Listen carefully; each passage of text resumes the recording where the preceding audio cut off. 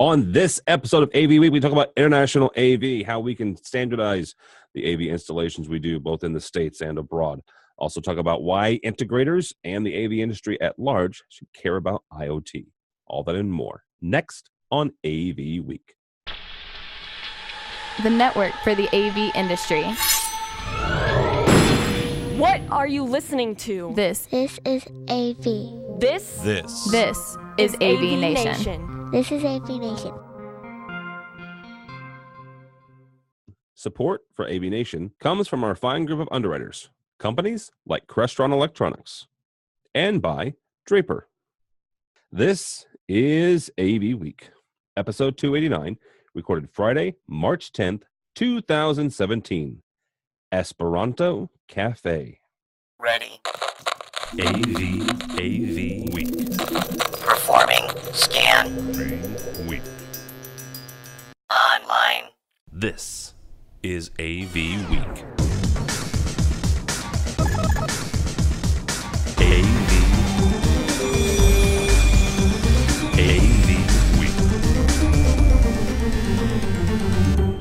This is AV Week, your weekly wrap-up of audio-visual news and information. My name is Tom Albright. I am your host. Thank you so much for listening and for watching, those of you who watch us on YouTube. First and foremost, the left-hand side of my brain, a fine human being and the best New Yorker that I know. His name is George Tucker. How are you, sir? I'm doing fine. Great to be on again. Absolutely. Also with us is the host and at AV Apps Show.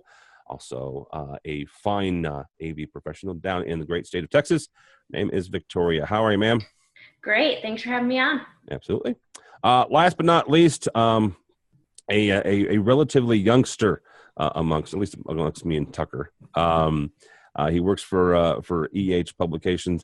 He's the managing editor of Tech Decisions. His name is Jonathan Blackwood. How are you, sir? I'm doing good, guys. Thanks for having me on. Absolutely. Jonathan also has a new podcast himself called My Tech Decisions Podcast, so you can check that out on the website as well as on iTunes, right, Jonathan? On the website as well as on iTunes. That's correct. Very good. All right, guys, let's kick this off here. I want to start with this, and you guys know me. I've been on this global kick for a couple of years now.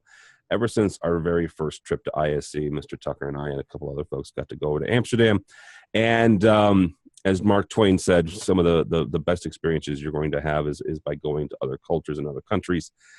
Global AV Partnership is targeting new members. Now, this is a group of three companies that over at ISE, it was the quote-unquote unofficial introduction of this worldwide consortium. George, I want to start with you on this. Not just this group, Global AV Partnership, but there are others that have come out over the last couple of years. I was at PSNI a couple of weeks ago. They've started to talk about going international as well and getting partnerships. I got to hang out with the gang over at Verex. They have, over the last 10 years, really started doing the same thing. 2 or 3 weeks ago, HB Communications announced their very first office in London. AVISPL, I could go on, by the way. AVISPL actually has a stand at ISE for this very thing.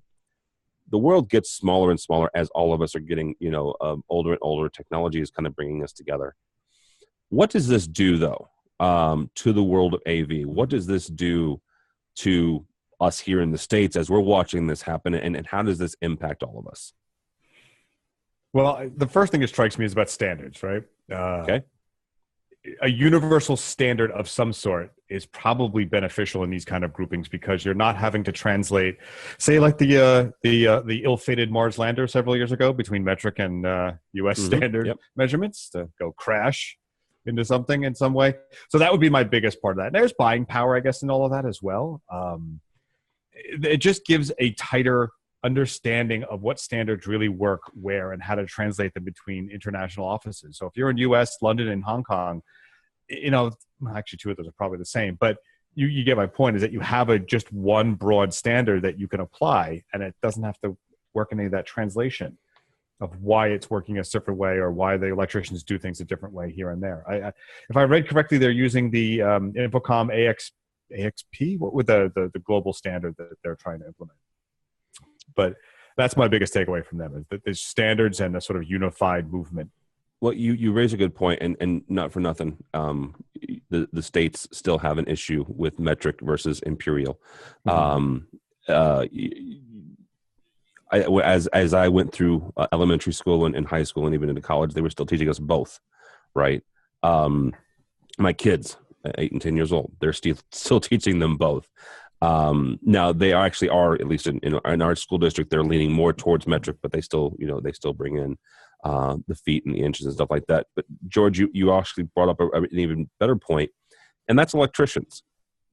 Not for nothing, but it's different. It's different electricity, right? It's a different, voltages. It's different cycles.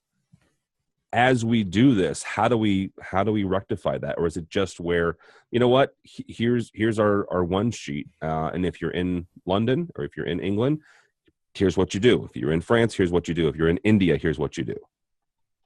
Well, I still feel like the EU is going to have a huge influence, regardless of Brexit. The EU does consume a great deal of product, a great deal of technology. And the other countries around them are sort of following in line, everything from the way the cars are shaped and how the highways are done to this kind of technology. And I have the feeling that maybe not on the hot wires coming in the wall will be sort of falling in line over here, but we're going to get close, and there's going to be ways of making that happen. We're already using just steel frame instead of wood, and we're already seeing housing developments put up as concrete. So that old adage of we had sheetrock and could put back boxes in anything may not always hold true these days. Well, and that's not for nothing. The back boxes are different. The shapes are different. We talked with Control 4 at ISC. They actually developed wall plates that are square as opposed to rectangle, which in the States, we prefer ours rectangle. In Europe, or at least parts of England, they prefer them square. It's a simple thing. So, Victoria, I want to bring you on this, not for nothing, but Victoria works and lives in Houston. If you're unfamiliar with the geography of the United States, Houston has a small industry called oil. So that's the reason I want to bring you on this, because as you're dealing with these oil companies, these are multinational corporations, which have offices other places. So as you're talking with them, and just like a lot of folks, they want to standardize, their office in Houston. They want to have the same office in, Scotland or whatever. How do you manage that? So it can be challenging sometimes. Not just in the little details like electricity and like the wall plates you were saying, and the different wall studs and stuff like that. But the biggest thing I've seen is, the adaptation of technology. So, for example, when it starts here in the U.S. and it goes to other places, it's a lot easier to standardize. Okay, let's use, this control manufacturer. Let's go with this GUI. Let's, use this video conferencing solution. But when it comes the other way, it's like, in London, they just bought this life size off of, the internet or whatever. And, there is a different standard, and I don't know that I can't speak for all of the countries in EU, but, from what I've seen in the few that I've worked with over there, they're not adapting as much technology as we do here in the States, and they want, something simple. It seems like they don't care as much. I don't know. It's hard. That's just the experience that I've had.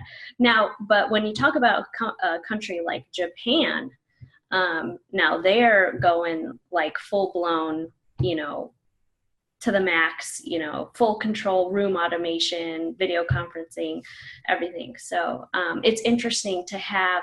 So what I understand from this article is kind of like Infocom, but for the globe. This company's trying to be like a, governing body or whatever. It could be good. It could be a really good thing, for sure. In Japan, even their toilets are remote controlled. Yeah. I got nothing on that one. Jonathan, it's true. I know some of them are. Not every toilet in Japan is remote controlled. I'm certain. I'm just going to throw that out there. Jonathan, get me off. You've of this. tried every one in Japan? No, I've not. I've never even been to Japan. I'm just there has to be somebody somewhere, in a rice field somewhere that is not. Jesus God. Tell me that they're not. Never mind, Jonathan. Get me off of Wow. this topic. As you're covering this, how do you manage all of these? Not just the companies these three companies that are coming together, but as the world gets smaller, as we get more global, how do companies like Victoria's, how does Synergy CT coordinate with their overseas clients and maybe create some standards like George was talking about? Well, I think coming from the end user's perspective, I think that this is something that they have been hoping for and waiting for a while, and especially with global companies, right? For a global company, you're going to have a handful of people who sort of oversee everything that's going on between offices in, as you mentioned, Japan and London and Houston and in Canada and maybe South America as well, and all of these places. Now, if they want to have a global rollout of a certain technology, then they want it to be uniform across all of these different areas. They want it to be able to work in between each other. Prior to an organization like this, that would mean getting a lot of people on the same page, basically getting office managers or IT people or even just whoever the highest level person is at each office on the same page, knowing that this is the type of technology that we need. These are the standards that we want to go by. And it's the end users that are having that conversation. Right. And then all those people go out and they go to their respective integrators. Perhaps they're using different integration firms based on where they're at. And it's not, Victoria's company's doing it on one end and some London integrator is doing it in accordance with Victoria's company. But at the end of the day, if you're starting from the end user's perspective, then odds are you're going to come out with different solutions. It's like a game of telephone, right? You have the person up top that gives the mandate, and then all these other people go out and try and communicate that to an integrator, and then all of these integrators are going to come out with slightly different solutions, and those solutions might end up not working together. So I think if nothing else, I think that what this will do is for customers that use the Global AV Partnership or use companies that are part of the Global AV Partnership, they can be assured that throughout the globe, each one of their offices will be outfitted with the same capabilities, the same type of technologies, and it'll give peace of mind, and it will also let technology mandates within end user corporations or universities, whatever it might be, really come from the top and trickle down, where that's sort of not been possible before. And what's also going to be interesting is how the regionalized AV manufacturers are going to come out of this, right? One of the things that I took away from my very first trip to ISE was the differentiation between a global AV manufacturer, right? Let's pick on Legrand or Harman or somebody like that, Crestron even, yes, they're present, right? Obviously, they're global. They're the big ones on the block. But you also have regional ones. So these are folks that have no desire. They don't distribute to the U.S., but they have a strong user base in, let's say, France or Poland or whatever. How they're going to fit into this standardization. So I'm the local regional rep for ExxonMobil, right, in Greece. Well, I have a certain standard. I have products that I'm used to using. I work with Victoria's company who's coming at me and say, well, here's our standard, right? We use this product, and this product. And I'm like, okay, that's great. But I have a screen manufacturer from Poland that I've been using for 20 years. Daylight and Draper are great companies, but these are the guys that I've been working with. So it'll be kind of interesting to see how those two worlds kind of come together. So, all right, let's talk about Tim. Yes, sir. I do have a quick fear though. Yes. You said regional versus the major manufacturers, right? Yes. And it's sort of very dedicated regional thing. And we're sort of seeing a trend politically towards that, right? everything from what's happening in the U.S. and Brexit and some other things. Oh, nationalism, absolutely. But it's sort of a nationalism. But then on a smaller scale, we can see it in the industry. I wanted my regional flavor to keep. But are we at risk with a group like this, than creating a sort of Esperanto cafe? Something where we're trying to meld together with a single language and it becomes a bit muddled? Esperanto Cafe. Okay, it just came out of forget. I'm a big dumb Midwesterner. Esperanto. Esperanto was a language in the 60s and 70s, or maybe in the 50s. It was supposed to be the universal language, bringing together all of the different dialects from the U.S. and Europe into a single language. And it sort of sounded like Big Latin, if you really ask me. Yeah. But Okay, no, I get. But then you're at risk there, though. You're at that risk of trying to make this one common language, and then some of the delicacies and that intricacies get lost because you have to round off the edges for everything to make sense. No, I absolutely agree with you, and that's kind of what I was saying. It's going to be interesting to see how those two worlds come together, where folks absolutely want standards, but the local folks still want their gal that has been doing their stuff for 20 years to still do their stuff. So it'd be kind of interesting to see how the big multinationals kind of marry the two together and make both of them work. So all right, I learned something new today, so I can go home now. Esperanto. By the way, that's the name of the show. Here we go for AV Network. Middle Atlantic has been on a tear, and not for nothing, but as a editorial note that Middle Atlantic is an underwriter of AVNation. They have been doing mounting plates and display mounts for a little while now, and it's been kind of fun to watch them develop. But the one thing I want to point out here in this article is, quote unquote, the bottom line: the Middle Atlantic product VDM series includes 17 mounts in a range of sizes and in fixed tilt motion standards, a bunch of stuff here, doing VISA patterns up to 800 millimeters. Victoria, I brought up the fact that they've been going down this route for a little bit. It's a topic that we've covered a couple of times, and I thought it was interesting. It was time to kind of revisit this. You have a bunch of companies that do a lot of the same things, and each one is getting into different product lines that maybe another one does as well. As an integrator, somebody comes up, somebody that you've had a relationship with, that you've been buying racks from for years, and they start getting into the lane of somebody else that you already have a relationship with. How do you manage that, and how do you say, oh sure, we'll try this, and and then from the other side, the person that they're getting into the lane with, how do you manage those relationships?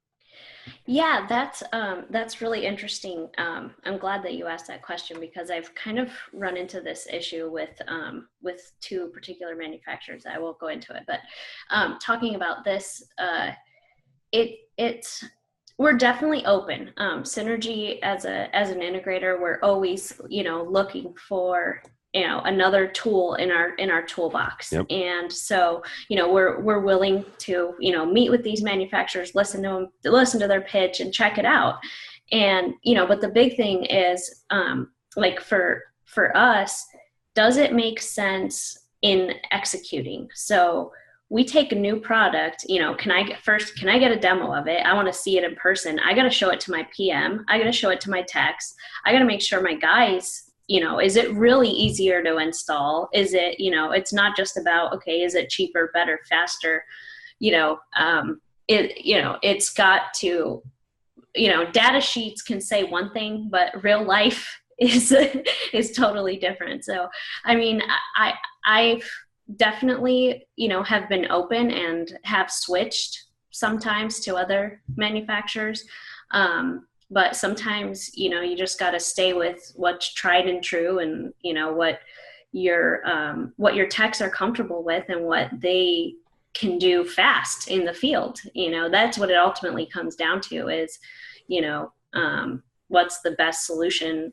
What's the best thing? What's the easiest and fastest and cheapest, So, and sometimes people do come out and make a better, reinvent the wheel, but, so it is, as far as the relationships, it's like, I'm the customer. So if I piss off my chief guy and start buying Middle Atlantic, well, he's going to have to, I don't know, get me some cool tickets to something at Infocom and maybe I'll change my mind. No, it's a balancing act for those guys. And I used to work for a manufacturer, and it's hard to, you've always got to keep in contact with your dealers and remind them, like, hey, don't forget about me, so. Yep, absolutely. All right, Jonathan, from your guys' standpoint, as somebody who covers them, how do you differentiate companies that start getting into other folks' product lines? Yeah, I mean, ultimately, I just think it's, in an ideal world, it's best solution wins. So if a company is getting into another company's product line and beating that first company at what they do, then I think it's up to that original company that's had that 20-year relationship to take a look at what they're doing wrong, that's having someone that's not even in their lane come in and take customers away from them. I think that, of course, you want to go with what you've done before, and you want to go with who you have a relationship with. And, you want to know that this person that I've been working with for 20 years, if something goes drastically wrong, I can call this person at 2 a.m. and they're going to answer the phone and fix whatever I need to be fixed. And so that's going to be something that any integrator should and will pay attention to when switching over to a new product or a new manufacturer. But at the end of the day, it's a free market for a reason. And I think that if a company is prepared to step on the toes of another company that's been doing it for a much longer time, they better have a damn good product that isn't going to just bury them when it comes time to, really go to battle against each other. And B, I think that if that is the case, and if they have a better company, then I think integrators should welcome it, because that's only going to make customers happier at the end of the day. All right. Mr. Tucker, just like Victoria, you've worked for both integration and manufacturing. So take me down this road from the manufacturer side, developing a new product that, is I'm going to say it's a departure from what is their core. But it definitely does, go against a couple or competes against a couple others in the field. How do you roll that out? Well, first of all, products are developed for what? 2, maybe 3 reasons: to solve a problem, to solve a problem that is not really there, but you want to create a market for, or to replace something that already exists because the technology is better, right? So those are really 3 motivating factors. I'm sure we'll get letters, people saying there's a nuance there, but look, there's those 3. To that end, like something like this is something that integrators for a while have wanted. An ability to take smaller spaces, thinner walls, to be able to put everything in behind. Nobody wants to see the little boxes. They're not elegant, stackable hi-fi systems. These are little boxes that are functional. They've got to be accessible when serviceable, and they've got to be out of the way when they work, because that's all they do. Half of them don't have fans anymore, so you don't have to worry about airflow. So solutions like this all in one are fantastic. So from a manufacturer side, you say, hey, they're hanging a lot of these flat panels. The business of flat panel profitability has gone out, but can I help you make a little bit more money by providing a space to hide it away? You don't have to buy a rack. You don't have to do this. It's all hidden away. Because traditionally we'd either put it on a shelf or we'd wire it all the way back to a rack somewhere, downstairs, upstairs, or in a closet. This just goes in there, and it's sort of, we've gotten to the point, bad English, we have come to the point where we're decentralized again. Maybe our control systems are centralized, but then again, they're not. If you look at, say, the category distribution systems or some of the newer control modules out there, bridging off of that IoT framework, we're distributed. And the same thing's happening with how we install stuff. So seeing that, because it's also cheaper, I can install it now, come back later, put in another one. No fuss, no muss. Interesting. So you're saying that this is a way to get around the whole, there are no margins left in flat panels, but this is a way, not necessarily put the margin back in the flat panel itself, but in that installation. I'm sure part of that was a motivating factor. It's also a solution. Hey, nobody's putting as many racks in, or they're always complaining they have to cut holes in a wall. Okay, let's provide a space. Yeah, that makes sense. I know a bunch of companies do stuff like Wattbox does, a whole bunch of them. Yeah. All right. Last one here. And the topic came to us from folks over at Innovate on the Net. It was a video they did at ISE that I'm going to take the exact question and ask it to you three fine folks. Why should the AV industry care about the Internet of Things? Not for nothing, but there's a lot of folks that have been doing panels on this. Our own Josh Schrago has spoken at Infocom about this. I'm doing a class with our buddies over at AVI Systems over the next few months about this very thing. Jonathan, we'll kick this off with you. Straight up, why should AV folks care about IoT? I mean, simple answer is because AV and IoT will be indistinguishable from one another within the next 5 to 10 years by pretty much every account that you can find. Internet of Things is literally bringing the internet into the real world. It's connecting everyday devices from obviously displays and speakers and content management systems and digital signage to chairs and refrigerators and coffee pots and heating systems and electric systems. So if the point of Internet of Things is to take what's in the real world and digitize it, well, AV is very much a real world craft, but all of these things are going to be digitized. So by the very definition of Internet of Things, AV equipment is going to fall under the realm of IT, of connected devices connected to the network. And sooner or later, anytime that you even set up, there's smart TVs now, there's smart displays now, that anytime an integrator sets up even a simple solution, they're going to have to connect it to the network, which means that they're going to need to understand the nuances of Internet of Things, of how to make these things connect, of how to keep them secure on the network, of how to understand which products are secure and which standards for security are the right ones to follow, so that down the line you don't get in trouble with your customer because one of the pieces of hardware that you put into your system let a malicious offender get into their network and steal data and hold it for ransom and cripple their business. Based off of a $150 switcher that you put in the back end of the system. So I think I've only been covering the industry for 3 years, but it's been a very important 3 years for the industry from everything that I can tell. And I think that 3 years from now, if every AV integrator isn't in some way working with Internet of Things, I'll be extremely surprised.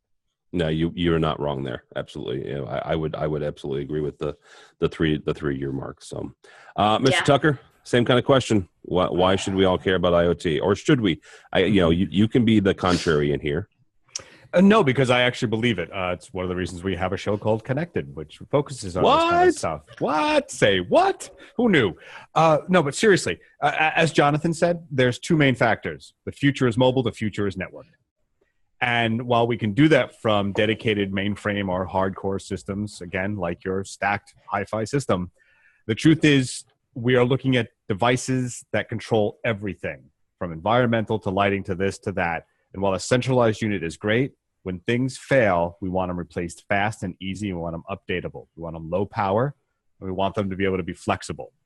Everything Jonathan said about being secure and everything that Mr. Schrago says are realities that we have to face. The recent adventures of them being hacked and having a DDoS attack generate from them or originate from certain devices like that is a concern. But the future is, at least on the commercial and low end, sort of mid to high range side, that's the future. Maybe it's not called IoT. Maybe that's an overused term, but it really is mobile and it's networked, and you have to be able to be flexible. No, absolutely. And not for nothing, but if you want to get a scare, AV integrators, go check out Krebs on security and download the list of devices that were used in that DDoS attack. There was a speaker of a large manufacturer in the AV space. Wow. Leave it at that. Go check it out. Change your pants later. All right. Victoria, same question here as we wrap up. Why should we care? Yeah, I mean, I second everything that Jonathan and George were saying, for sure. I think, it's the Internet of Things, from when a consumer hears that, someone watching CNN or whatever, because they talk about it, they think, my coffee pot or a toilet, maybe toilets in Japan, right, Tim? Yes. But, for us in the AV space, we're kind of already there a little bit. We have devices that are on the client's network, and they're random black boxes, right? So we are kind of the Internet of Things right now, in a way. And then, as more and more devices become able to get on the network and become, like coffee pots and refrigerators and things like that, how AV is going to play into that. That'll be interesting to see. But yeah, it's definitely something that, AV integrators need to have at the front of their mind and fully understand, what are we putting on the client's network? Is it secure? And, working with, because as it is now, the clients just tell us, hey, I don't want your stuff on my network, put it on a separate VLAN. And, but the way that things are going to be interacting and the usability, we're going to have to be on the user's network. And I guess that's the Internet of Things. Yep, absolutely. All right, that will be the last word, guys and gals. Thank you so much for joining us. Mr. Blackwood, thank you, sir. How do people find you and or Tech Decisions? Head over to techdecisions.co. You can head over to the website. You can find my Tech Decisions podcast there, as well as a ton of information of both the AV and the IT industries. If you want to reach out to me on social media, you can find me at my Tech Decisions and also at Blackwood Tweets if you want to get to me directly. All right, very good. Thank you, sir. Ms. Ferrari, thank you, ma'am, as always. You're welcome. How do people find you and or Synergy? Yeah, so Synergy, our website's synergyct.com, stands for Communication Technologies. You can also check out awesome AVNation show, AV Apps, Yep. where I'm a host. And on Twitter, Victoria0429, or you can also connect with me on LinkedIn. Just search Victoria Ferrari. Yep, absolutely. And Mr. Tucker, thank you, sir, as always. No, thank you. Folks can find me, of course, here at AVNation on Tucker2s or at Tucker2s on Twitter. And I do write for a host of magazines, including Mr. Blackwood's at times, who are gracious enough to print my stuff. Absolutely. My name is Tim Albright. Don't follow me, although right now on Twitter, I am celebrating the exit of one of the worst quarterbacks in the history of the Bears organization. So, yes. Yeah, and the Texans might pick him up. Well, I heard the Texans and the Jets. Oh my gosh. Yeah, We got Mike Lennon now. So Gina Sansevero is bemoaning that, and I don't blame her. So yeah. I'm not a big fan of Cutler. But anyhow, except for that, go to our website. Lots of great folks have spent an awful lot of time on it.